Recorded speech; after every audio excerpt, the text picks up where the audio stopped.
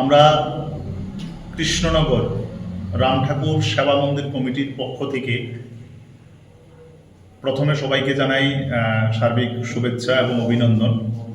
আমরা বিগত 2 বছর ধরে বিলোনিয়া সাব ডিভিশনের মধ্যে কৃষ্ণনগর উচ্চ বিদ্যালয়ের স্বামী বিবেকানন্দ ময়দানে আমরা 2 বছর ধরে নকআউট ফুটবল টুর্নামেন্ট আয়োজন করেছি। এই 2 বছরের সফলতাকে হাতিয়ার করে প্লাস এলাকার যুব সমাজকে নেশা থেকে দূরে রাখার প্রয়াসকে সামনে রেখে যাতে করে আমরা সবাইকে খেলার মাঠে নিয়ে আসতে পারি, যুব সমাজ যাতে করে খেলার মাঠে তাদের শরীরচর্চার চাহিদা পূরণ করতে পারে, সেই লক্ষ্যকেই কেন্দ্র করে আমরা এই বছর অর্থাৎ 2026-এও আমরা কৃষ্ণনগর রাম ঠাকুর সেবা মন্দির কমিটির পক্ষ থেকে আমরা আয়োজন করেছি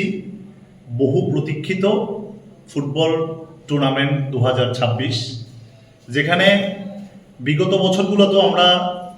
ত্রিপুরা রাজ্যের বিভিন্ন জায়গা থেকে যে দলগুলো অংশগ্রহণ করেছিল তাদের থেকে আমরা খুব একটা ভালো সাড়া পেয়েছি, দর্শকরাও আনন্দিত। সব কিছুর নিরিখেই আমরা এবছরও সেই টুর্নামেন্টের আয়োজন করেছি।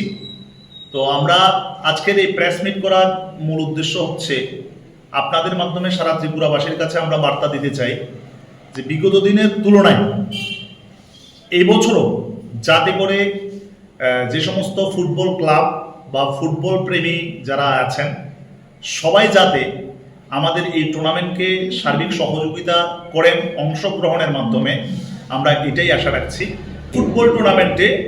যেই দল চ্যাম্পিয়ন হবে সেই দলকে আমরা নগদ 1 লক্ষ টাকা উইথ ট্রফি দেওয়ার আমরা সিদ্ধান্ত নিয়েছি এবং যেই দল রানার্স আপ হবে তাকে আমরা নগদ 70,000 টাকা এবং উইথ ট্রফি দেওয়ার আমরা সিদ্ধান্ত করেছি। এছাড়া এই টুর্নামেন্টের